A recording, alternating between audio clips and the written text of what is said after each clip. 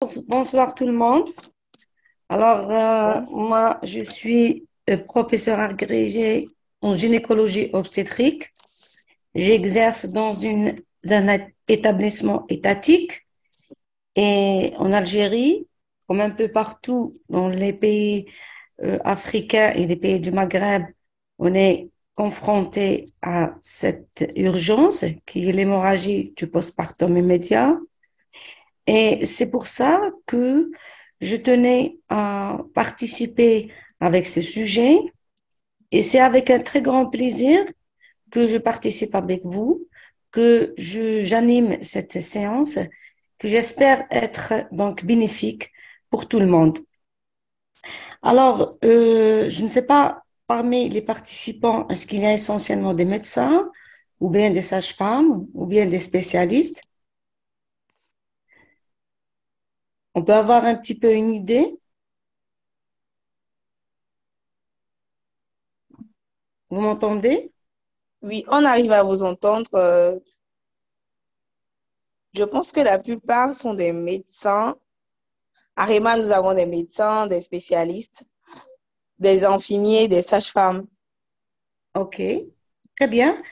Parce que, comme vous savez, l'hémorragie du postpartum immédiat, le volet le plus important, on va dire le plus intéressant, le plus pertinent, c'est le volet prévention. La prévention, ce qui va consister donc à prévenir et un petit peu minimiser et réduire le taux des complications amputées à cette hémorragie du postpartum immédiat. Alors, je vais commencer par dire que l'hémorragie du postpartum immédiat est une cause essentielle et majeure de la mortalité maternelle. 35% des décès maternels dans le monde surviennent à part une hémorragie du postpartum. Ça vous fait à peu près 14 millions de femmes dans le monde qui meurent par hémorragie du postpartum. C'est 26 femmes par minute. Il faut juste imaginer un petit peu, 26 femmes meurent chaque minute dans le monde par hémorragie du postpartum. Et malheureusement, l'écrasante majorité, pratiquement 85% de ces décès maternels, qui sont causés par l'hémorragie du postpartum, se produisent dans les pays en développement.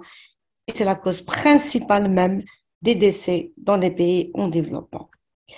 Alors, vous voyez pratiquement, c'est 36% des décès maternels par hémorragie de la délivrance surviennent en Afrique, 31% en Asie et 21% en Amérique latine. Alors, par définition, on définit l'hémorragie du postpartum immédiat comme étant une perte sanguine, et cela quel que soit le mode de naissance, qui dépasse les 500 millilitres et qui survient dans les 24 heures du postpartum ou bien après l'accouchement. Elle est considérée comme sévère quand la perte sanguine est supérieure à 1000 millilitres dans les 24 heures du postpartum. Mais maintenant, il se trouve qu'il y a une difficulté à évaluer ces pertes sanguines.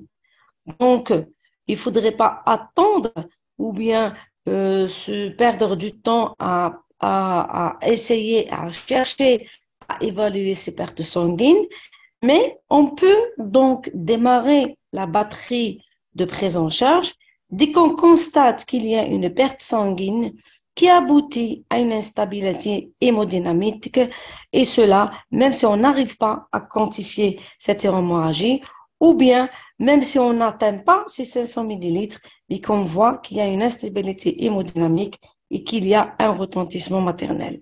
Parce qu'il faut dire que pour chez une femme qui est déjà anémique, il ne faudrait pas attendre les 500 millilitres pour poser le diagnostic de l'hémorragie du postpartum, parce que chez ces femmes, il suffit d'une déperdition de 300 millilitres et ça peut déclencher les complications et le retentissement hémodynamique. Alors, l'objectif de ma présentation, c'est de rappeler les facteurs de risque de l'hémorragie du postpartum, c'est de faire le point sur le diagnostic et enfin, on va parler de la thérapeutique et de la prise en charge qu'on peut proposer dans certaines situations. Alors, quelles sont les étiologies et facteurs de risque? Alors, en résumé, on peut les résumer en 4 T. Le premier T, c'est le tonus, et c'est l'étiologie la plus importante et de loin la plus fréquente. Pratiquement à elle seule représente les 2 tiers des étiologies des hémorragies du postpartum, c'est 58% des cas. Le deuxième T, c'est le tissu, qui est représenté par la rétention du tissu qui est le trophoblaste, le placenta. Le troisième T, c'est le traumatisme, tout traumatisme sur le tractus génital, donc peut-être cause d'hémorragie de la délivrance. Et enfin, tout ce qui est en rapport avec les anomalies de thrombine, c'est-à-dire les anomalies de la crasse sanguine qui aboutissent donc à des troubles donc, de l'hémostase. Donc, on va commencer par le premier T, qui est le plus fréquent, qui est de loin l'étiologie la plus importante et qui est en rapport avec l'anomalie de la contraction utérine qui aboutit à une atonie utérine et qui aboutit donc à une atonie utérine. Alors, la première cause, le premier facteur de risque qui va donc être à l'origine des anomalies de la contraction utérine, vous aurez la surdistension utérine. Cette surdistension utérine, on la retrouve en cas de certaines. Alors, cette rétention, donc je disais, cette distension, est-ce que vous m'entendez? Oui, on vous entend très bien. Ah, ok, merci. Donc, je disais le tonus, qui est de loin la pathologie, c'est-à-dire la cause et le facteur de risque le plus important. Et ce tonus, on aboutit aux relations utérines suite à, dans certaines situations, parmi lesquelles vous avez la surdistension utérine. La surdistension utérine qu'on retrouve au cas des dramnioses, des grossesses multiples, de macrosomie, c'est-à-dire à chaque fois que vous avez, entre guillemets, un gros ventre, que vous avez un utérus qui est très surdistendu. La deuxième cause, c'est l'épuisement musculaire. Alors, l'épuisement musculaire, on le trouve quand devant un travail prolongé, ou bien à l'inverse, quand le travail est trop rapide, un accouchement en boulet de canon, ou bien chez la grande multipare. La grande multipare parce que on va dire que ce muscle utérin qui est épuisé par ces différents accouchements et ces différentes grossesses. Ensuite, vous avez les infections intra-amniotiques. Les infections intra-amniotiques qui vont être à l'origine d'une fièvre, que ce soit une fièvre qui apparaît, que ce soit une infection intra-amniotique à membrane intacte, ça veut dire d'origine materno-fœtale, ou bien d'une infection suite à une rupture des membranes, donc qui survient secondairement et qui va donc définir cette infection amniotique. Alors, le tonus peut être donc, on va dire, il va être perturbé suite à ces situations, ces différentes situations. Le deuxième T qu'on avait vu, c'était en rapport avec le tissu, c'est-à-dire la rétention du produit de conception. Cette rétention, elle peut être secondaire, elle aussi, à une anomalie fonctionnelle ou bien une anatomique de l'utérus, c'est-à-dire un utérus fibromateux avec une insertion un petit peu vicieuse de ce placenta, ou bien un placenta bas inséré, un placenta qui s'insère sur une partie du segment inférieur. Vous savez que le segment inférieur, il n'est pas conçu entre guillemets pour la placentation, et du coup c'est une région qui est mince, qui n'est pas bien vascularisée et de fait qui n'est pas trop, donc la musculature n'est pas importante au niveau du segment inférieur. On peut avoir des inerties, fréquemment des inerties, donc qui va aboutir à l'hémorragie du postpartum. Ensuite, quand vous avez un produit donc de trophoblaste qui n'est pas éliminé, et bien sûr, ça va vous donner une inertie utérine. Le traumatisme. Alors, le troisième T, c'était le traumatisme. Le traumatisme, c'est tout ce qui peut traumatiser le tractus génital. Que ce soit une déchirure du col, du vagin ou du périnée, suite à une expulsion dystoxique ou bien suite à une extraction instrumentale qui n'est pas bien faite, ou bien suite à une césarienne qui va donc vous produire une lacération, ou bien qui va s'étendre, ou bien qui va filer vers d'autres structures, et cela est dû à une déviation utérine, ou bien quand on fait une césarienne sur une présentation qui a amorcé son engagement. Et là, l'extraction, elle va être difficile et qui va donc, dans certaines situations, malheureusement, va être à l'origine de l'étendue, de l'extension de cette hystérectomie qui va être à l'origine donc de l'hémorragie. Ensuite, vous avez comme autre traumatisme l'inversion utérine qui est fréquente chez la grande multipare ou bien les ruptures utérines. Ces ruptures utérines, on peut les voir donc chez la multipare aussi parce que l'utérus d'une multipare est assez mêlé à un utérus fragile ou bien sur un utérus qui siège d'une cicatrice, que ce soit une cicatrice de césarienne ou bien une cicatrice d'une chirurgie ultérieure utérine, que ce soit une plastie tubaire ou bien essentiellement et le plus fréquemment, c'est des césariennes ou bien des myomectomies, surtout les fibromes intracavitaires. Le quatrième T, c'est en rapport avec la thrombine, c'est-à-dire les anomalies de la coagulation. Ces anomalies de la coagulation, elles peuvent être préexistantes et c'est-à-dire ces situations, on devrait les retrouver et les rechercher avec l'interrogatoire. À l'interrogatoire, donc, on va rechercher un antécédent d'hémophilie, de maladie de Willy-Brandt, de maladie du foie, d'une pathologie particulière donc qui peut être à l'origine d'un problème de coagulation. Ou bien c'est une anomalie de coagulation qui est acquise au cours de la grossesse, par exemple les thrombopénies, les PTI. Vous avez aussi le HELLP syndrome qui se voit dans les prééclampsies, essentiellement les prééclampsies sévères. Dans la CIVD, quand vous savez qui est la complication ultime et la plus redoutable devant les infections graves, les morts fœtales in utero, ou bien en cas d'embolie amniotique ou en cas d'HRP.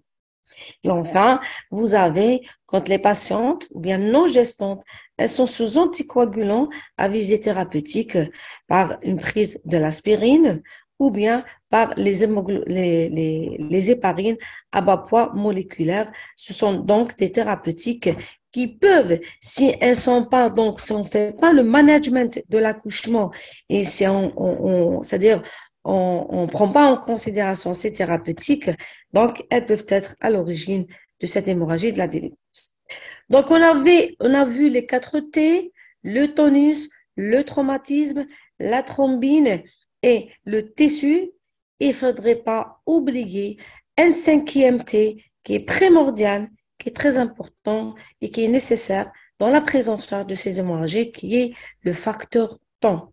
Le facteur temps est un facteur très important dans le pronostic et la prise en charge des hémorragies de postpartum. Alors, qu'est-ce qu'il en est maintenant du diagnostic? Alors, le diagnostic, il est essentiellement clinique.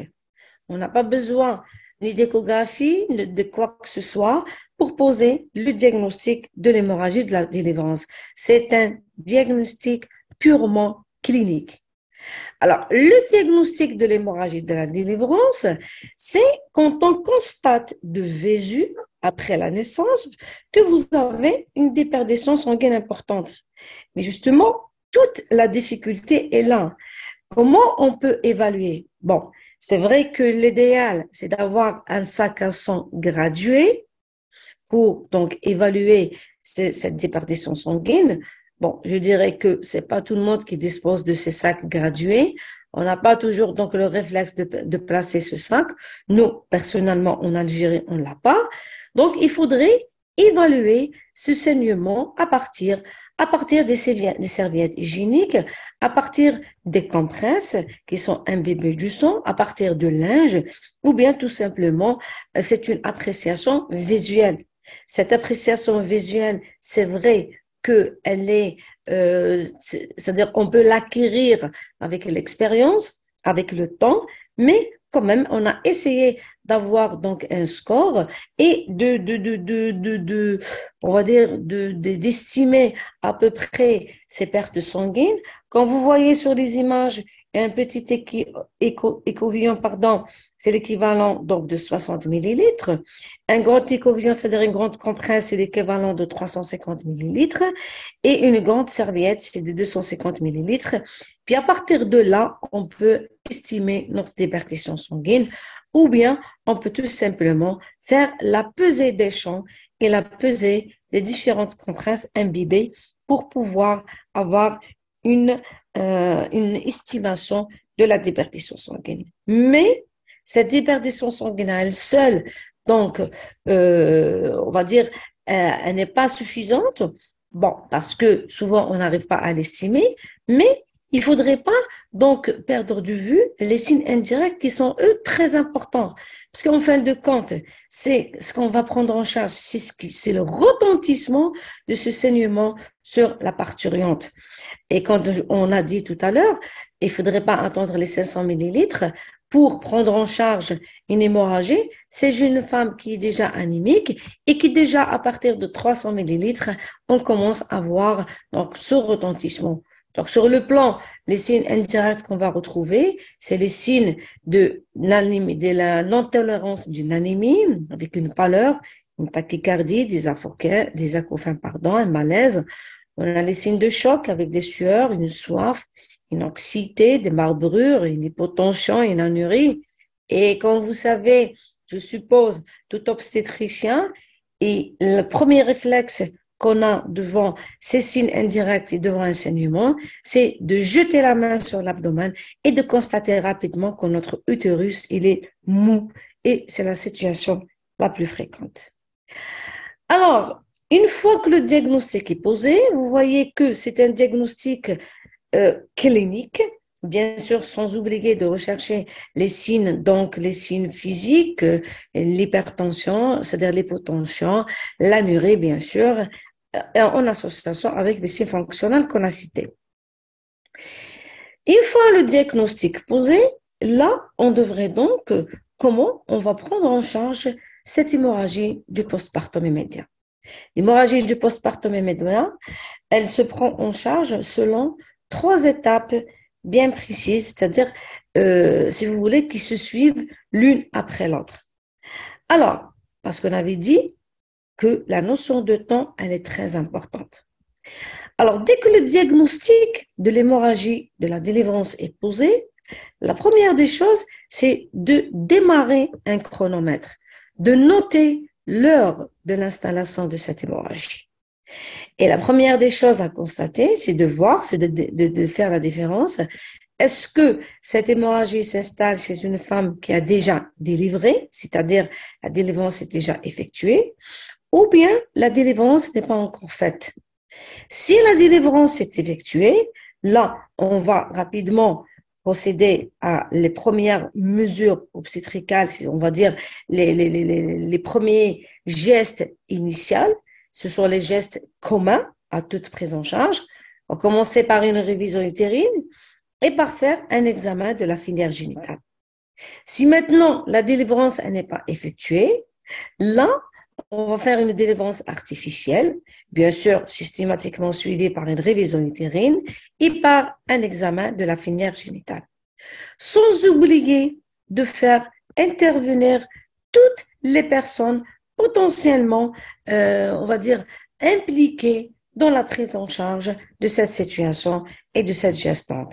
C'est-à-dire l'obstétricien, s'il n'est pas présent sur place, l'anesthésiste, le réanimateur.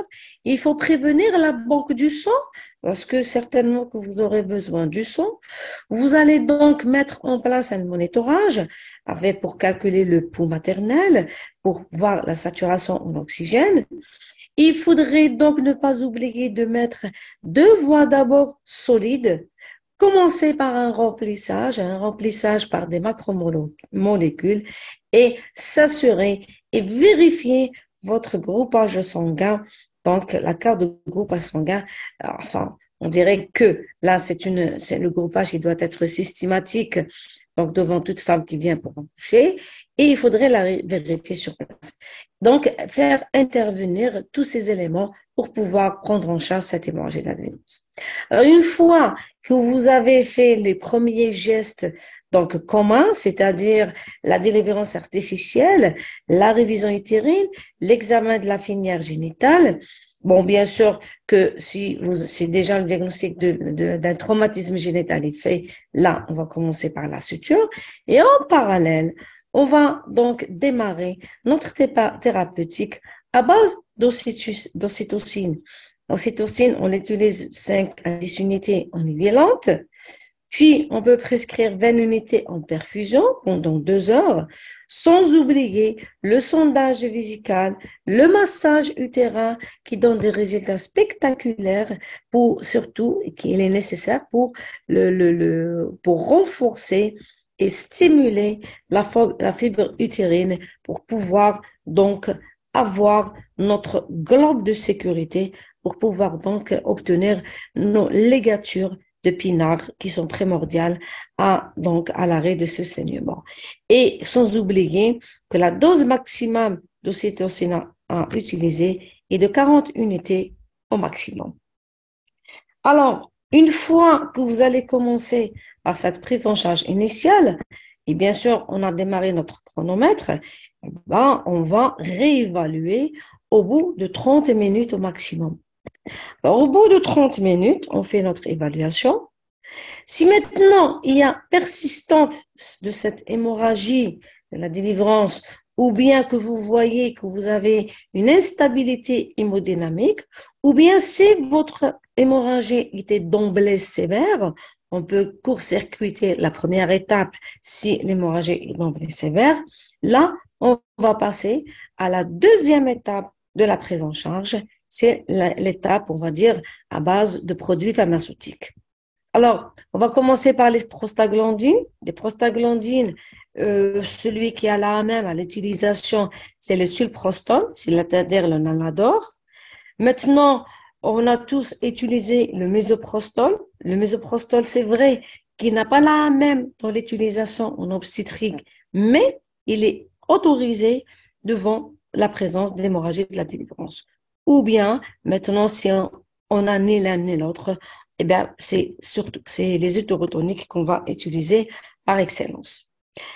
Et maintenant, si vous serez peut-être amené à transfuser et à donner les produits sanguins.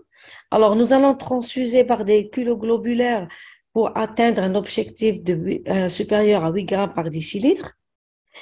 Nous allons donc aussi prescrire des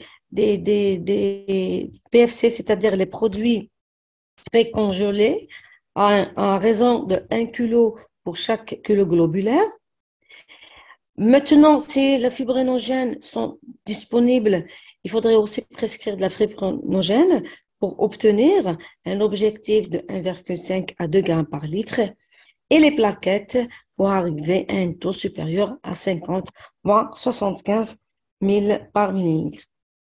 L'acide tranexamique, ou bien l'hexacil, qui est utilisé à une raison de 1 à 2 grammes en nivelante, qu'on peut donc faire passer en 5 à 10 minutes.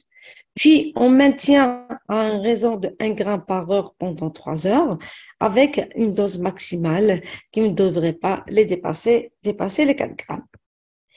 Et bien sûr, après 30 minutes après, nous allons réévaluer la situation, réévaluer l'état général et réévaluer donc la persistance ou non de ce saignement.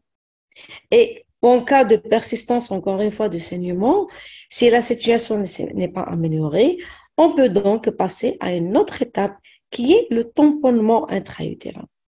Alors, le tamponnement intra-utérin, il faut faire attention. Il ne faudrait pas donc que ce temps qui est le tamponnement intra-utérin vous fasse perdre du temps pour donc arriver à la troisième étape qui est l'étape de la chirurgie. Alors, cette étape de tamponnement utérin, c'est une étape qui est intermédiaire entre donc la thérapeutique pharmaceutique et le traitement chirurgical.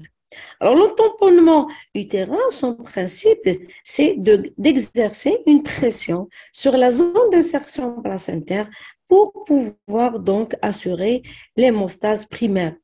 Ce tamponnement, il peut se faire avec un ballonnet. Alors, qu'est-ce qu'on peut utiliser comme ballonnet? On peut utiliser la sonde de Foley. Ce qui existe sur le marché, c'est le ballon de Bakri. Je sais que ce n'est pas tout le monde qui peut en avoir. Nous, personnellement, on n'en a pas tout le temps. On peut utiliser à la place une sonde œsophagienne, une sonde Blackmore. On peut utiliser les sondes des urologues. On peut utiliser un cathéter avec un préservatif. De toute façon, on peut donc, on peut imaginer un dispositif à base d'un ballonnet ou bien de préservatif qu'on va mettre en intra-utérin et le gonfler pour pouvoir assurer une pression sur la zone d'insertion placentaire pour permettre donc d'avoir une hémostase primaire. Alors, vous voyez par exemple, ça c'est un schéma qui a été proposé par certaines équipes, et je dirais même que l'équipe de Sénégal utilise donc le dispositif, utilise le condom qui vont monter sur une sonde de Foley, le mettre en intra-utérin, le remplir avec du sérum salé ou au maximum, si on n'en a pas, on peut utiliser de l'eau. C'est juste donc pour gonfler c'est-à-dire ce dispositif, mais faire une pression en intra-utérin, le laisser sur place et le surveiller. Et ensuite, on va donc dégonfler à fur et à mesure. Après, on va dire 2 heures de temps, on va dégonfler progressivement. Il faut dire que cette étape, c'est une étape qui peut nous donner de bons résultats, mais qu'il ne faudrait pas donc nous faire perdre du temps. Maintenant, au maximum, si on n'a pas ces dispositifs intra-utérins, si on ne dispose pas de ballonnet, eh bien, pourquoi pas ne pas utiliser un gant qu'on peut introduire en intra-utérin.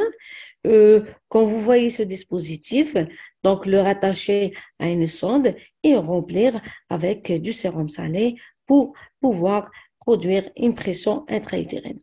Alors là, le principe, c'est d'exercer une pression sur la zone d'insertion et pour donc pouvoir arriver à faire une hémostase primaire.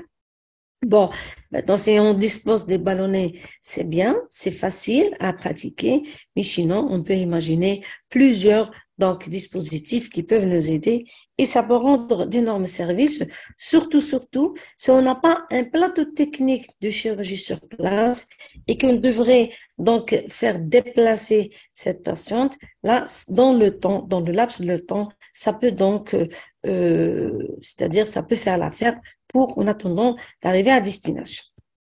Maintenant, le troisième temps de traitement, si le saignement persiste toujours, au-delà d'1 heure après toutes ces mesures qu'on a prises, maintenant, si le saignement persiste, ou bien si on a une instabilité hémodynamique, maintenant, on va passer au traitement invasif. Le traitement invasif, c'est quoi? C'est le traitement chirurgical. Alors là, donc après 30 minutes de solprostan, c'est-à-dire de prostaglandine, de plus en moins du ballonnet avec le tamponnement, on va penser à passer au traitement invasif.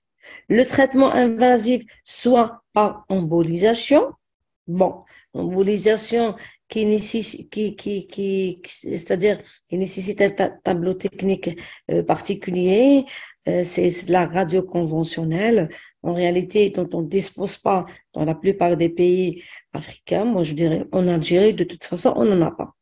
Et à défaut, bien sûr, on passe à la chirurgie. Mais de toute façon, la chirurgie, elle a toujours sa place. Même si on a un plateau technique d'embolisation, la chirurgie, elle garde toujours sa place dans certaines situations. Donc, vous voyez qu'on peut commencer par l'embolisation, ensuite la chirurgie, et des fois, on peut associer la chirurgie à l'embolisation. Alors, l'embolisation, c'est juste pour vous dire un mot, c'est pour que vous sachiez juste que ça peut donner 95% de succès. Elle est utilisée quand on a un état hémodynamique stable et un plateau technique spécialisé, bien sûr, en présence d'équipes d'anesthésie et d'obstétrique. Cet geste chirurgical peut être toujours nécessaire en cas d'échec à l'embolisation. Mais là, l'embolisation, du moins chez nous, on n'en a pas. Et je suppose que c'est le cas de la plupart des pays africains. On va en parler tout à l'heure. Maintenant, les techniques chirurgicales. La chirurgie, donc les techniques chirurgicales, vous savez que vous avez, deux possibilités. Soit vous pouvez avoir recours à la chirurgie donc conservatrice, soit à la chirurgie radicale. Et bien sûr, l'idéal, c'est de commencer par la chirurgie conservatrice, qui consiste en ligature artérielle, c'est-à-dire la ligature des artères. La ligature des artères, donc il y a plusieurs techniques, il y a plusieurs procédés, et la ligature qui a été décrite depuis maintenant 1952, qui est la plus facile à réaliser, c'est la ligature bilatérale des artères utérines. Elle a été décrite donc en 52. Elle permet de diminuer l'apport sanguin vers l'utérus d'environ 90%. Cette technique consiste à lier en masse la branche ascendante des artères utérines avec le paquet veineux en profondeur, et c'est une ligature qui peut être étagée. Et vous voyez qu'elle nous donne de très bons résultats. En cas d'atonie utérine, elle donne des résultats qui peuvent arriver jusqu'à 99% des cas. C'est une technique qui est très simple et que n'importe quel obstétricien gynécologue peut donc maîtriser. Ensuite, il y a d'autres écoles. Tserunikov qui a proposé de faire ce qu'on appelle une triple ligature. Une triple ligature, c'est-à-dire qu'il ne va pas se contenter de ligaturer les artères utérines, mais il va associer à la ligature des artères utérines, il va associer une ligature des ligaments ronds et la ligature des utérus ovariens. Cette technique, il faut dire qu'elle a été peu évaluée. Et bon, dans la littérature, on peut retrouver certaines séries qui ont été publiées et qui là aussi peut donner des bons résultats. Ensuite, il y a Stepways en 94 qui a décrit une autre technique de ligature. C'est la ligature étagée par dévascularisation progressive des vaisseaux afférents de l'utérus. C'est-à-dire qu'il va procéder étape par étape. Alors, en première étape, il va commencer par ligaturer les artères utérines. Il commence par le côté gauche. 10 minutes après, si ça ne donne pas, il va partir à l'autre côté. Ensuite, si ça ne donne pas, il va ligaturer donc les afférents, les hétéros, on va dire, pardon, les hétérovaginales. Ensuite, si ça ne donne pas un résultat, il va faire la ligature des lombo-ovariens d'un côté et puis de l'autre côté. Enfin, en réalité, cette ligature des lombo-ovariens, c'est une ligature qui n'est pas vraiment souhaitable parce qu'elle peut nous donner des insuffisances ovariennes secondaires. Donc, c'est une technique en réalité qui n'a pas été très pratiquée, mais dans certaines situations, ça peut rendre de grands services, surtout si on est dans certaines situations où on devrait préserver l'utérus. Enfin, vous avez la ligature bilatérale des hypogastriques.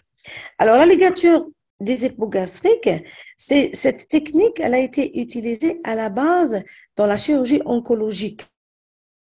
On a remarqué que quand on fait la ligature des hypogastriques, on peut donc contrôler le saignement pelvien. Et ensuite, on s'est dit pourquoi ne pas l'essayer, pourquoi ne pas c'est-à-dire l'utiliser dans les hémorragies de la délivrance. Bon, son efficacité, elle est variable selon les séries, de 73 jusqu'à 88%. Elle a des résultats surtout dans les délabrements et dans les lésions sur le segment inférieur, comme dans le placenta accréta, ou bien les délabrements sur le segment inférieur et sur le col. Donc, ça peut donner des bons résultats. Mais sur l'atonée utérine, c'est surtout les ligatures utérines qui vous donnent de bons résultats. Bon, maintenant, la limite de cette technique, c'est que c'est une technique qui est un petit peu difficile, qui nécessite donc une courbe d'apprentissage plus ou moins longue, et c'est une technique qui est plus maîtrisée par les chirurgiens oncologues que par les obstétriciens. Ensuite, on a ce qu'on appelle les plécatures et les capitonnages. Alors là, l'objectif, c'est d'obtenir l'hémostase.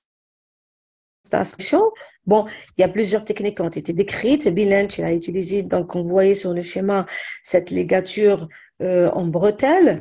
Ensuite, vous avez Shaw qui a utilisé des ligatures comme en emporte-pièce tout au long de l'utérus.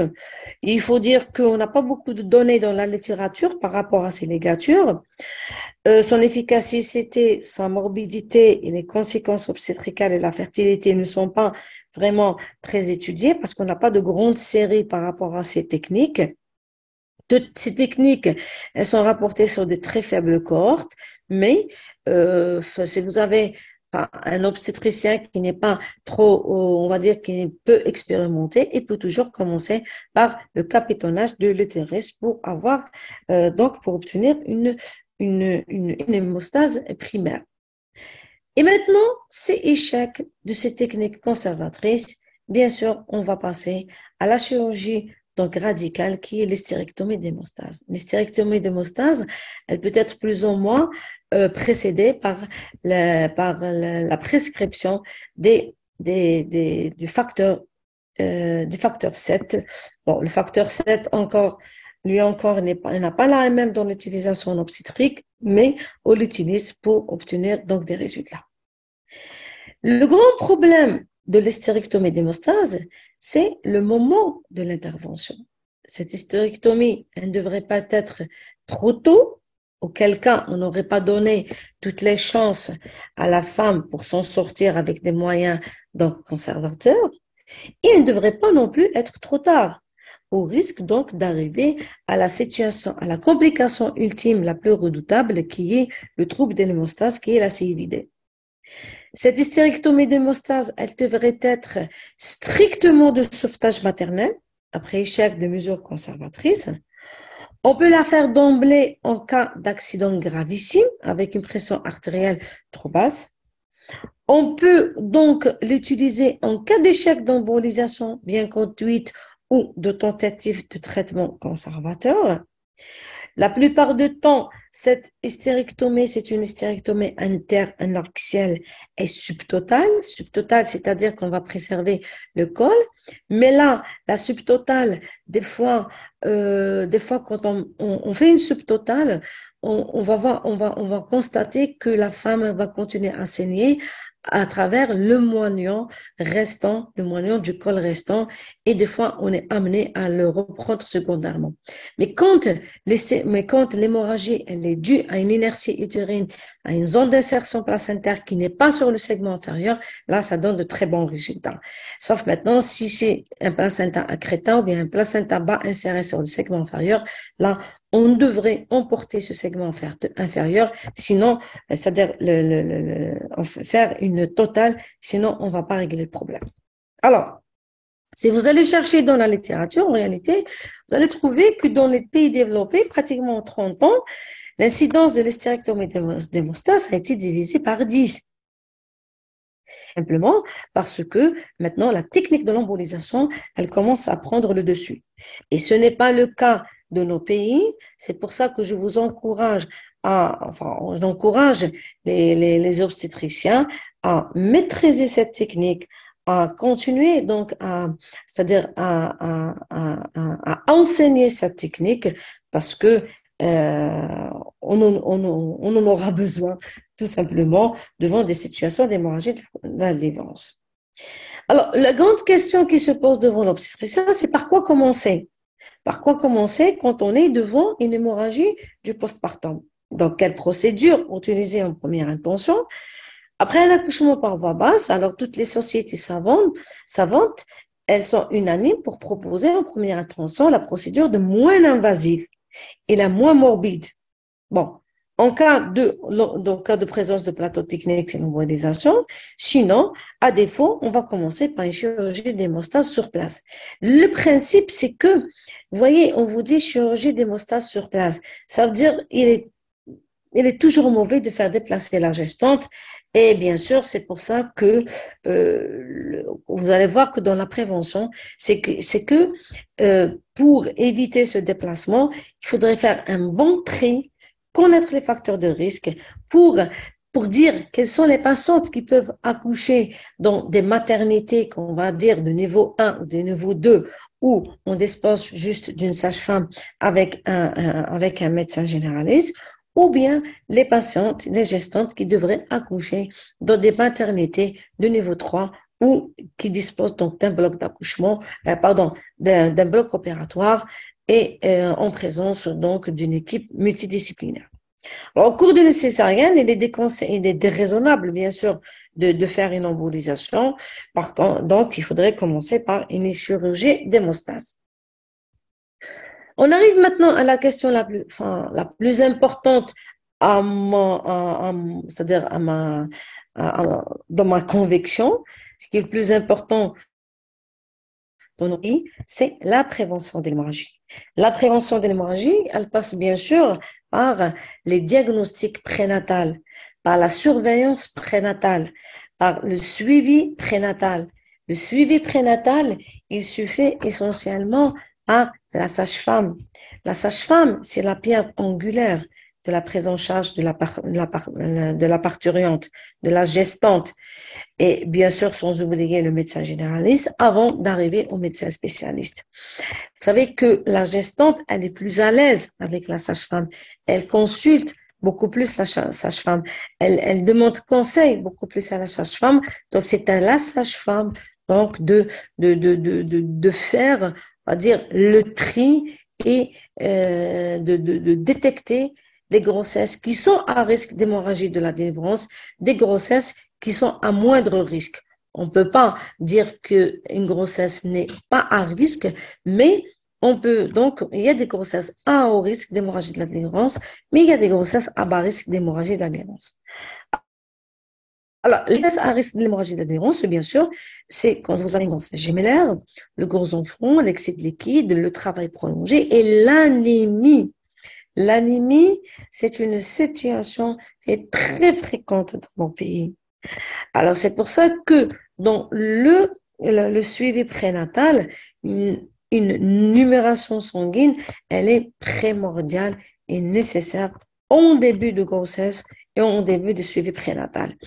Et bien sûr, suivi par, on va dire, un traitement martial ou bien des conseils hygiéno-diététiques pour pouvoir donc remonter et pallier à cette anémie pour qu'on puisse arriver à un accouchement avec un taux d'hémoglobine même satisfaisant.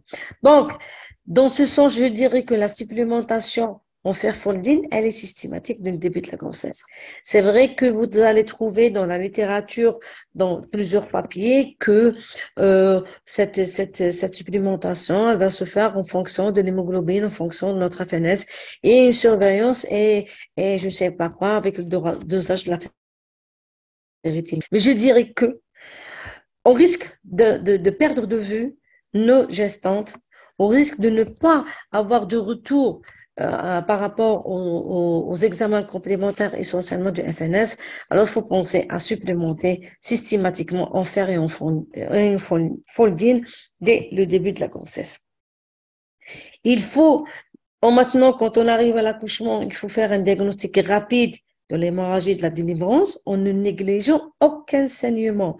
Il faut faire attention à n'importe quel saignement. Il faudrait que cette patiente gestante, après l'accouchement, elle doit être sous l'œil de la sage-femme au cours des 2 premières heures qui suivent l'accouchement. Et c'est à ce moment que peuvent survenir 85% des hémorragies de la délivrance. C'est vrai que par définition, c'est dans les 24 heures, mais la quasi-totalité, on va dire, dans plus de 2 tiers des situations, c'est au cours de la 2 premières heures qui suivent l'accouchement. L'hémorragie de la délivrance, on peut la prévenir par ce qu'on appelle la gestion active de troisième phase de l'accouchement, c'est-à-dire la gestion de la délivrance, ce qu'on appelait auparavant la délivrance dirigée. Alors, la gestion de cette troisième phase, il faut respecter la physiologie de la délivrance, c'est-à-dire ne pas tirer sur le cordon au risque de provoquer une inversion utérine, ne pas donc précipiter donc le décollement du placenta, il faut juste surveiller la physiologie. Il faut vérifier, faire un bilan lésionnel et vérifier votre vagin, vérifier le périnée après l'accouchement, vérifier, bon, si on a fait un accouchement instrumental, on devrait donc faire un examen du col. Il faudrait penser à vider la vessie pour qu'il n'y ait pas des propagations donc des lésions vers la vessie au cas où il y a un traumatisme périnéal. Il faudrait surveiller la patiente de très près au cours des 2 premières heures. Pardon, c'est 2 heures et pas minutes. Ça, il y a juste une petite erreur de frappe. Donc, on va surveiller les lochies, la tension artérielle, le pouls, pardon, l'état général, et bien sûr, une surveillance qui devrait se faire de préférence dans la salle d'accouchement, c'est-à-dire dans la salle tout à côté donc de la salle d'accouchement et en présence de sage-femme à côté. L'administration prophylactique d'ocytocine, ce qu'on appelait donc la délivrance dirigée, à base de 5 à 10 unités d'ocytocine en nivellante ou au dégagement de l'épaule ou bien après la délivrance. Et bien sûr, en cas de non-délivrance, il faut penser à faire une délivrance artificielle en l'absence de saignement 30 à 45 minutes après l'accouchement ou bien la faire rapidement en cas de saignement. Au cours d'une césarienne, il faut préférer une délivrance dirigée à la délivrance manuelle parce que la délivrance dirigée, on a moins de pertes sanguines qu'avec une délivrance manuelle. Alors, en conclusion, je dirais que l'hémorragie du postpartum, donc immédiat, c'est une pathologie qui est grave, qui engage rapidement le pronostic vital de ces femmes qui sont jeunes. Souvent, la prise en charge de cette hémorragie nécessite une équipe multidisciplinaire et c'est une prise en charge qui devrait être immédiate et rapide. C'est une course contre la montre. Devant une hémorragie du postpartum, il faudrait donc rechercher les 4 T pour être didactique et pour ne pas oublier le moindre détail. Donc, pensez au tonus avec l'examen avec l'examen de votre utérus, constatez si l'utérus est mou, s'il est relâché, et là, juste un massage utérin peut être. S'assurer que votre délivrance elle est complète, que le tissu est complet, que vous n'avez pas de rétention membranaire, que vous n'avez pas de rétention de tissu, que ce soit un tissu, un côté les dents. Il faudrait donc faire un examen, un bilan lésionnel pour rechercher s'il n'y a pas un traumatisme derrière et s'assurer donc que votre bilan d'hémostase est correct. Sans oublier le facteur temps qui est un facteur pronostic qui est très important et qui constitue donc, c'est tout donc l'élément de cette course contre la montre pour la prise en charge et le sauvetage de ces femmes en détresse. Voilà, j'ai terminé mon exposé et maintenant, si vous voulez, on entame notre débat.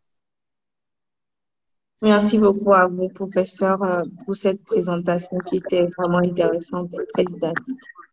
Nous allons passer sans plus tarder à la deuxième étape, l'étape des questions et réponses.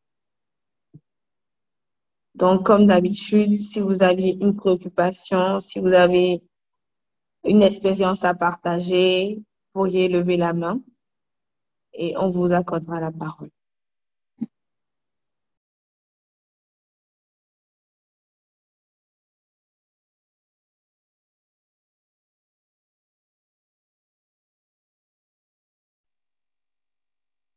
Bonsoir, monsieur ou madame Sebgo. Vous avez la parole. D'accord. Bonsoir. Et bonsoir, professeur. Merci à vous pour votre présentation. Moi, je suis Sebgo Justin. Je suis de l'Université Jeffski Zerbo au Burkina Faso à Ouagadougou. Moi, j'ai 2 questions. La première question est relative au mécanisme de l'hémorragie du postpartum. J'ai cru comprendre que l'anémie est également un facteur de risque. Voilà, j'aimerais comprendre par quel mécanisme l'anémie peut conduire à une hémorragie du postpartum. C'est la première question. Et la deuxième question, hein? Allez-y, oui. Ok, la deuxième question est relative à la thérapeutique. En parlant de l'hystérectomie d'hémostase, vous avez dit que parallèlement, il faut, comment on appelle ça, administrer du facteur 7. Voilà. J'aimerais aussi comprendre pourquoi et quelle est l'importance du facteur 7 ici. Si l'on sait que les mécanismes ne sont pas les mêmes, si il n'y a pas de trouble de l'hémostase, pourquoi injecter du facteur 7? Voilà. Merci à Merci vous, beaucoup. Monsieur Seblo. Je vous en prie. Professeur, vous avez la parole. Oui, merci. Alors, d'abord, pour l'anémie, j'ai dit qu'on peut considérer l'anémie comme un facteur de risque de l'hémorragie de la délivrance parce que quand on a parlé de la définition et du diagnostic, on a dit que l'hémorragie de la délivrance, c'est vrai, elle est définie à partir de 500 millilitres, mais c'est beaucoup plus le retentissement sur l'état général et la réponse de l'organisme qui va nous inciter à commencer la prise en charge. Parce qu'on se dit 500 millilitres, ça veut dire que quand on atteint les 500 millilitres, il faudrait donc déclencher la partie de la prise en charge. Mais chez une femme qui est déjà anémique, il suffit de cette déperdition d'une hémorragie, d'une délivrance normale pour qu'elle décompense.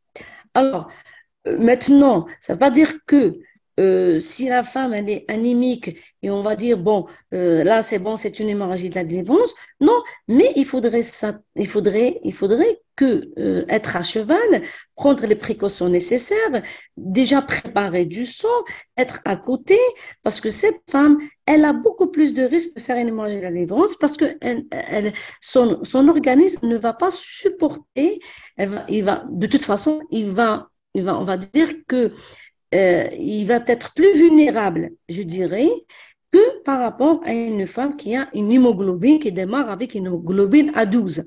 Une femme qui accouche avec une hémoglobine à 12, une femme qui accouche avec une hémoglobine à 7, ce n'est pas la même chose. Donc, il faut être vraiment à côté. Il faudrait déclencher la batterie de prise en charge bien avant d'arriver aux 500 millilitres parce qu'elle est plus vulnérable. Ça c'est pour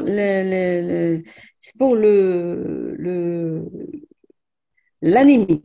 Maintenant, pour l'hystérectomie d'hémostase, alors pour le facteur 7, bon, si vous avez remarqué, je l'ai mis entre, on va dire, c'est comme entre guillemets.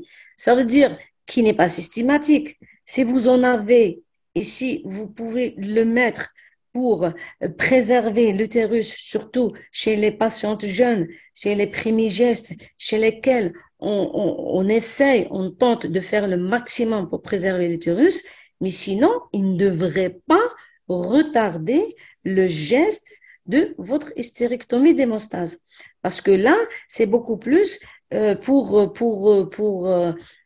améliorer l'hémostase. Vous savez que c'est un cycle vicieux. Vous savez que toute hémorragie gravidique, si elle persiste, après un certain moment, elle va donc provoquer un trouble de coagulation. Même si vous avez une épisiotomie qui persiste, c'est-à-dire une épisiotomie que vous ne reprenez pas rapidement ou bien qui saigne beaucoup, elle peut secondairement, secondairement développer une CIVD. Donc, c'est dans ce sens. C'est-à-dire, si vous avez, s'il est disponible, si, bon, vous pouvez l'utiliser pour améliorer la crasse sanguine et arrêter le saignement, c'est tant mieux, mais sinon, ça ne devrait pas retarder votre geste de sauvetage maternel qui est l'hystérectomie d'hémostase. Donc, c'est un plus en moins, c'est un plus, mais qui n'est pas systématique. D'ailleurs, il n'a pas la même dans l'utilisation en obstétrique, mais nous, là où j'exerçais, on avait une petite expérience et ça nous a aidé à préserver donc certains utérus chez les femmes jeunes.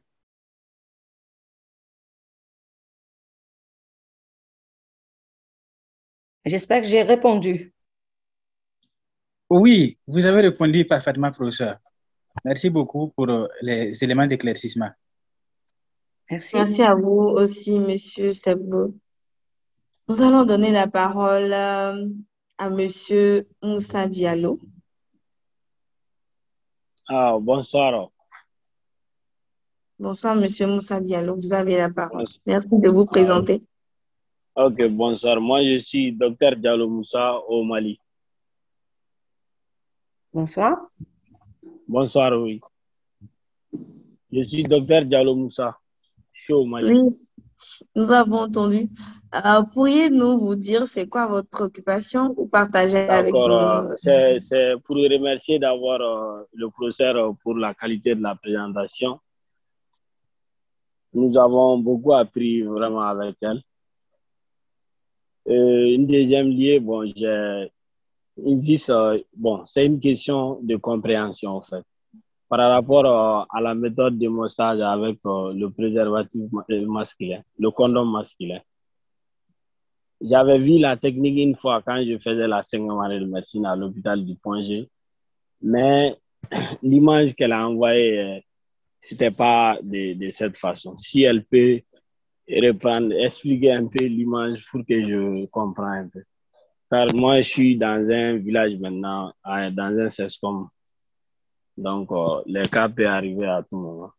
Si elle peut donner plus d'explications sur l'image. C'était ça. Merci beaucoup, Docteur Moussa. Merci pour votre occupation. Professeur, vous avez la parole. Oui. Alors, ce qu'on peut faire, c'est que vous pouvez prendre votre préservatif, c'est-à-dire vous préparez votre, on va dire, votre,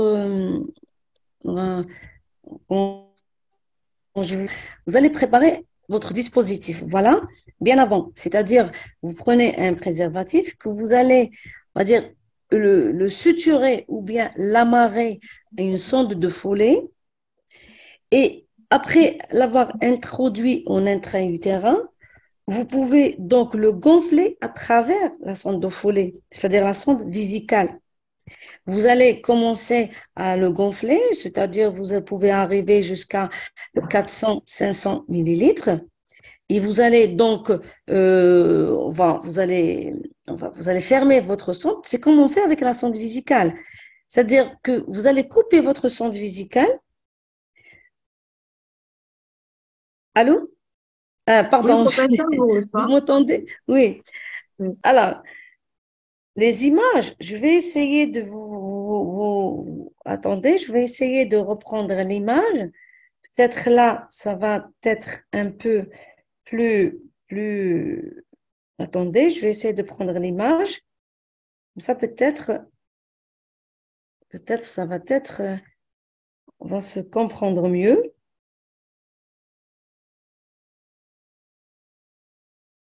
Voilà. Alors, vous regardez ici. Alors, regardez votre condom. On va le lier ici avec un fil au niveau de votre sonde de Foley. On va l'introduire à l'intérieur de l'utérus et ensuite, on va donc cathétériser votre sonde, votre cathéter de Foley avec une source, un sérum salé, ça veut dire avec un tubulaire du sérum salé. Et vous allez donc remplir avec 300 jusqu'à 500 millilitres et vous allez mettre un clamp ici. Il faudrait clamper ici pour qu'il n'y ait pas de retour. Bon, vous pouvez clamper avec du fil ou là avec un clamp ou bien avec le clamp, avec ce qu'on utilise pour le cordon ombilical. Vous pouvez clamper et vous le laissez en place. On va le laisser en place, c'est comme le principe de la sonde de Bakri. On va le laisser en place pendant 24 heures et on va surveiller l'état général et l'état hémodynamique. Et bon, c'est vrai que là, on peut pas donc quantifier le retour, mais on va juste apprécier l'état général et apprécier sur le plan donc hémodynamique qu'est-ce qui se passe. C'est pour ça que je vous ai dit que ce tamponnement, c'est un temps intermédiaire entre le traitement médical et le traitement chirurgical. Il ne faudrait pas trop perdre du temps avec un tamponnement au risque de tomber dans une situation très compliquée. Donc, souvent, c'est au bout au maximum 15 à 20 minutes, vous pouvez voir la différence. Vous pouvez voir que ça s'est stabilisé, le pouls s'est stabilisé, que la tension artérielle s'est stabilisée. Là, on peut encore observer. Mais sinon, il ne faudrait pas trop perdre du temps avec le tamponnement au risque d'arriver, de perdre du temps et d'arriver à des complications plus sévères, je dirais.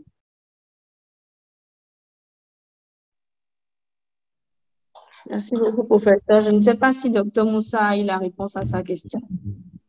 Oui, c'est bien compris, oui. Merci beaucoup, Dr Moussa.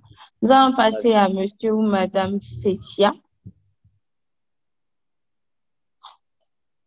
Monsieur ou madame Fétia, vous avez la parole. Salut tout le monde. Bonsoir. Je suis une sage-femme en Algérie, sage-femme de santé publique et étudiante en médecine. Je voulais interroger notre cher professeur. Enfin, avant, merci beaucoup, cher professeur, pour toutes vos explications. Je veux savoir votre avis sur l'utilisation du dicynone comme un anti-hémorragique dans l'attente des urgences ou bien dans l'attente durant les évacuations, parce que je suis une sage-femme qui travaille dans une maternité rurale. Donc, quand on a un tel problème, vous savez qu'on fait des évacuations et parfois de très longue distance. Voilà ma question. Je peux savoir où vous exercez, madame? J'exerce dans une commune à Mostaganem. D'accord. Alors, votre question, c'était par rapport au dicynone. Oui, l'utilisation du dicynone, est-ce qu'elle est efficace ou bien juste il faut utiliser du centrifilm?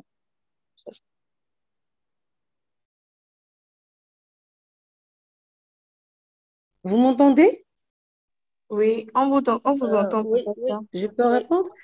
Alors, le dicynone, à ma connaissance, à mon avis, il n'a aucune place. Le dicynone, vous savez, c'est juste un traitement symptomatique pour les petits saignements périphériques. Et dans l'hémorragie de la délivrance, il n'a absolument aucune place. Alors, au contraire, vous pouvez donc, je sais, moi, je connais le problème en Algérie. Vous savez, l'Algérie, c'est un pays qui est très vaste. Et même en Algérie, l'hémorragie de la délivrance, c'est la première cause de décès maternel, malheureusement. Et parce que c'est les distances. C'est ça le problème, c'est les distances. Maintenant, moi, ce que je vous conseille, ne pensez pas au dicynone, mais plutôt pensez à faire à prévenir l'hémorragie, à procéder à temps. Et si vous avez à évacuer, il faudrait évacuer avec des conditions optimales, c'est-à-dire avec une voie d'abord, avec plutôt deux voies d'abord solides, c'est-à-dire vous commencez par des macromolécules, et puis c'est surtout de poser le diagnostic à temps. Et je pourrais même vous conseiller de faire des petites astuces de grand-mère, c'est de bien, on va dire, de bien nouer, comment je vais dire, faire pour comprimer l'utérus, vous pouvez donc prendre un linge et contourner l'abdomen de votre patiente, faire un gros nœud pour essayer d'obtenir un globe en attendant d'arriver à destination.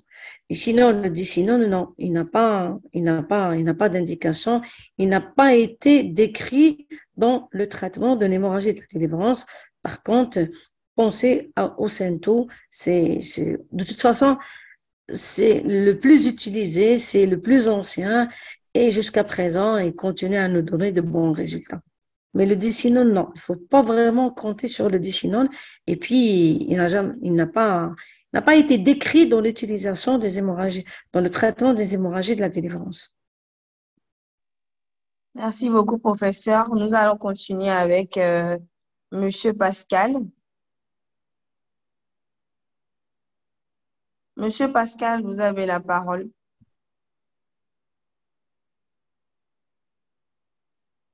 Je pense quand même avoir lu la question de Monsieur Pascal, c'est bonsoir à tous. J'aimerais savoir, est-ce que la vitamine ou la dicinone est indiquée en cas d'hémorragie du postpartum? Je pense qu'en ce qui concerne le dicinone, je pense, on vient juste de répondre, mais la vitamine, je ne sais pas vraiment ce qu'il met dans vitamine. Je ne sais pas trop, professeur, si vous comprenez. Je comprends pas, c'est quelle vitamine, Mais je pense c'est que son quoi? micro est ouvert. Monsieur Pascal, vous êtes là? Son micro est ouvert, mais bon, je n'entends rien. Je ne sais pas si vous le recevez. La vitamine, je ne sais pas de quelle vitamine il veut parler, mais là, D'accord. Je pense qu'on va continuer en attendant. Monsieur Pascal, vous pouvez toujours laisser un message dans le chat. Je me ferai le plaisir de le lire pour vous. Docteur Mboutou Grâce, vous avez la parole. Merci beaucoup pour la parole. Cher professeur, merci pour l'exposé aussi. Ma préoccupation est la suivante. Nous savons tous que toutes les causes d'anémie du postpartum aboutiront à un trouble de coagulation si elles perdurent. Raison pour laquelle donner les facteurs de coagulation est aussi important. Mais ma préoccupation est la suivante. Chez nous, ici, on donne plus les facteurs 1. Mais vous nous avez dit il est idéal de donner les facteurs 7. En ce que je sache, les facteurs 7 n'interviennent qu'à la voie extrinsèque. Alors, si l'anémie du postpartum dont la patiente est victime et des deux causes, n'est-ce pas qu'on n'aura pas bien pallié à son problème? Merci.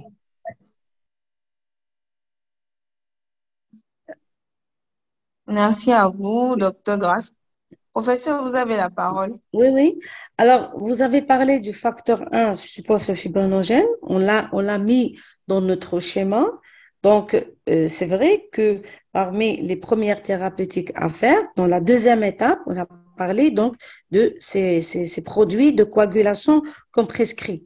Alors, le facteur 5, c'est vraiment vers la fin, c'est-à-dire à la troisième étape, quand vous n'avez pas, c'est-à-dire quand on devrait passer à un traitement plus agressif, un traitement donc plus radical qui est la chirurgie. Là, bon, il faudrait pas donc vraiment se fixer sur ce facteur 7. D'abord, c'est un produit qui est trop cher. Allez, ça, c'est de un. De deux, il faut dire qu'il n'a pas la même dans l'utilisation obstétricale, mais il y a certaines écoles qui l'utilisent. Donc, il ne faudrait pas, donc, on va dire que se fixer sur lui, mais c'est vrai que le facteur 1, c'est-à-dire le fibrinogène, il est utilisé déjà dès la deuxième étape de l'hémorragie et des fois, à ce stade-là, on peut donc pallier au problème.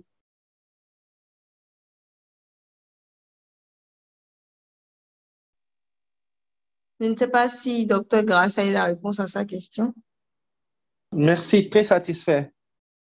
Merci. D'accord. Nous allons passer la parole à monsieur ou madame Dabo. Merci beaucoup pour la parole. C'est docteur Dabo. Je vous rejoins à partir du Sénégal. J'avais des questions par rapport au ballonnet intra-utérin et aussi par rapport au diagnostic de l'hémorragie du postpartum. Tout d'abord, merci au professeur pour cette belle présentation qui a été très instructive. Vraiment, on est content d'avoir assisté. Donc, la première question, c'est par rapport au ballonnet que nous avons l'habitude d'utiliser dans notre contexte. Et je voudrais savoir par rapport aux indications, par exemple, s'il y a des indications précises pour l'utilisation du ballonnet. Parce que ce que j'avais compris, c'est que le ballonnet est indiqué en cas d'hémorragie du postpartum par atonie utérine. Donc, avec la présentation, on n'a pas bien précisé. On utilise par rapport aux étapes, on a eu à utiliser le ballonnet, mais à quel stade? Par exemple, si on a une hémorragie du postpartum et qu'il y a une bonne rétraction utérine et que l'utérologie n'est pas encore trouvée, est-ce que c'est indiqué de mettre un ballonnet?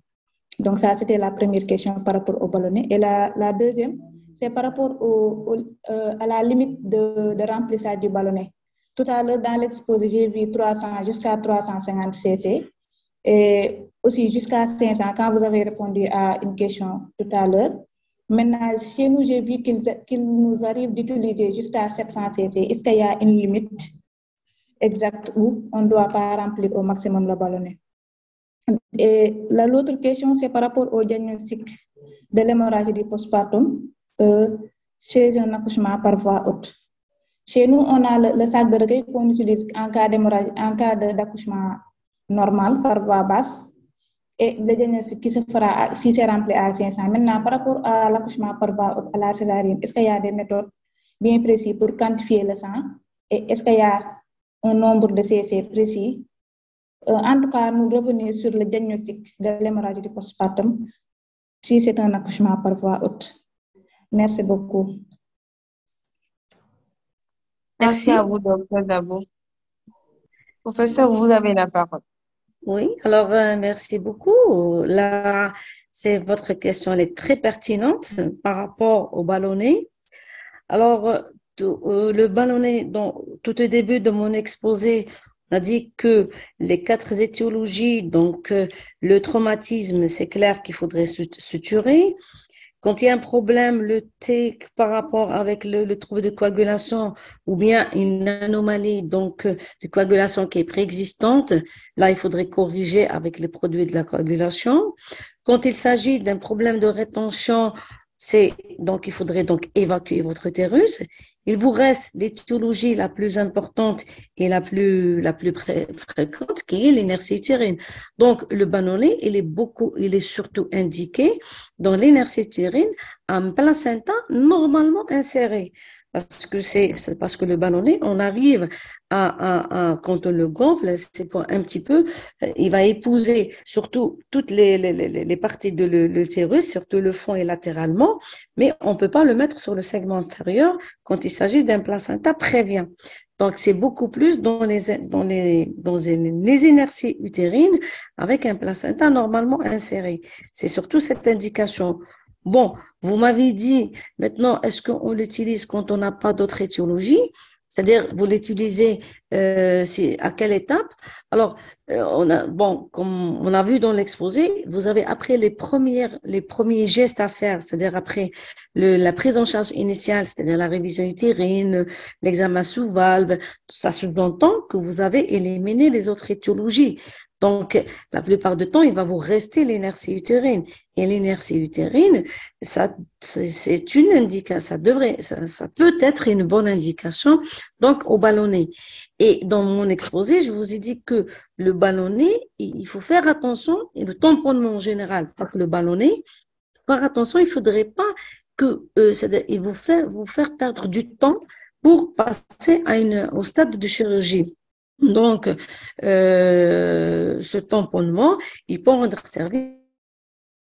Il faudrait pas trop compter sur le tamponnement, mais ça peut être on va dire une phase de transition pour peut-être faire déplacer la patiente ou bien préparer le plateau technique ou bien préparer la chirurgie, faire appel à un chirurgien, faire appel à un obstétricien si vous êtes sage-femme seule. D'accord? Donc, c'est une période de transition. On ne devrait pas vraiment s'attarder sur ce tamponnement. Maintenant, vous dites à combien? À 350 ou à 500? Bon, maintenant, nous, ce que j'ai l'habitude de faire, c'est que c'est-à-dire, ça dépend de l'étanchéité de votre condom, parce que des fois, on a peur qu'ils s'auront. Bon, maintenant, vous pouvez arriver jusqu'à 500, le maximum. Pour ne pas avoir la pression à laquelle on peut arriver, c'est 500. Donc, entre 350 jusqu'à 500, c'est bon, vous pouvez arriver jusqu'à 500. Et après, vous allez réduire cette pression à fur et à mesure. Après stabilisation, d'après 2 jusqu'à 4 heures. Et après, on réduit de 100 cc et on laisse les 350 cc dans votre utérus jusqu'à 24 heures. Ça, c'était les questions par rapport au ballonnet. J'ai oublié peut-être la troisième question, c'était par rapport à quoi? La troisième question, c'est par rapport au diagnostic de l'hémorragie du postpartum. Diagnostic, voilà. Si c'est un Alors, traitement par en définition, cas de césarienne. En ok. cas de Alors, césarienne. d'accord. Alors, par définition, on vous dit que l'hémorragie de la délivrance, c'est 500 cc, quelle que soit la voie d'accouchement. C'est-à-dire, c'est vrai qu'au début, on avait l'habitude de faire c'est-à-dire la ségrégation entre les deux, mais là, la définition maintenant c'est, quelle que soit la voie d'accouchement.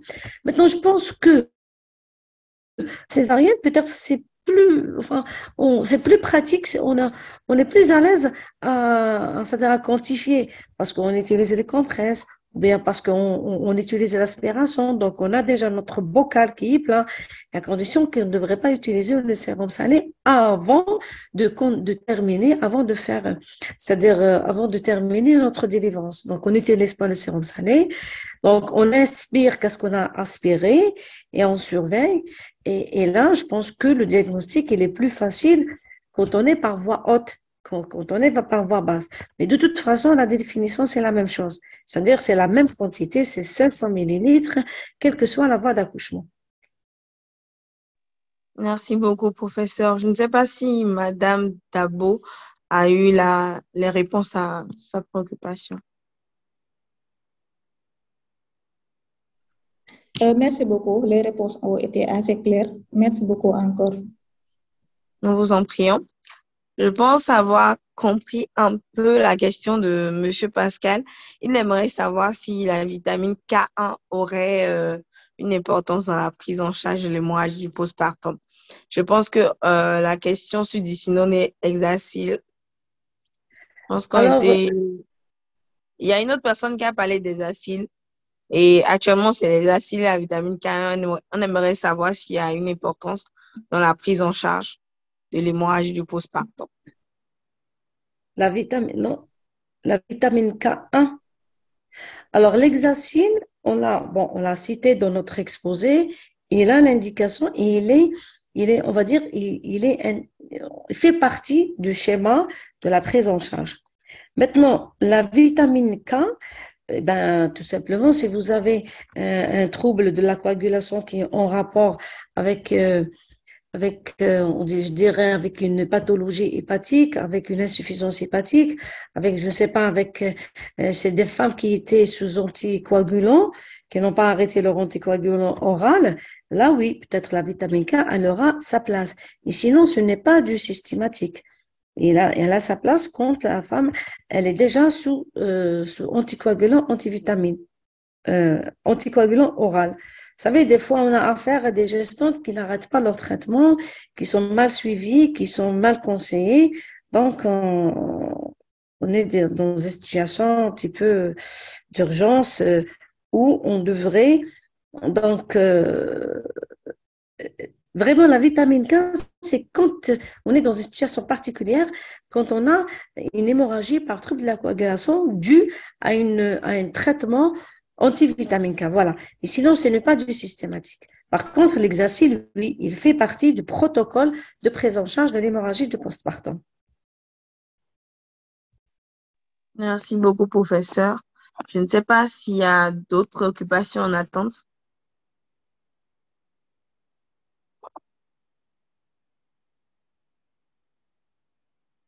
Je pense que non, puisque je n'ai pas de main levée. Et dans le chat, j'ai eu beaucoup de remerciements.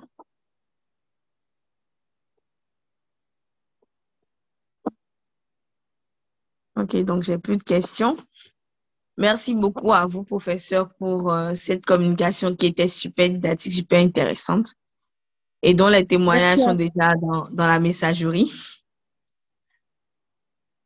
Eh bien, merci à vous. Non. C'est un plaisir en tout cas pour nous de vous avoir reçu.